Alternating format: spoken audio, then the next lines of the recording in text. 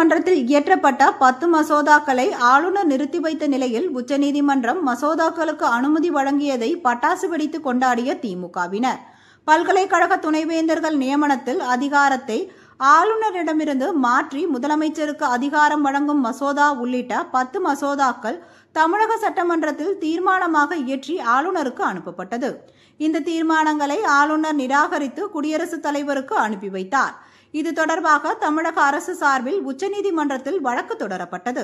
வழக்கில் இன்று தீர்ப்பு வழங்கிய உச்சநீதிமன்றம் ஆளுநர் மசோதாக்களை நிறுத்தி வைத்தது சட்டப்படி தவறு என்று தெரிவித்து 10 மசோதாக்களுக்கும் அனுமதி வழங்கியது.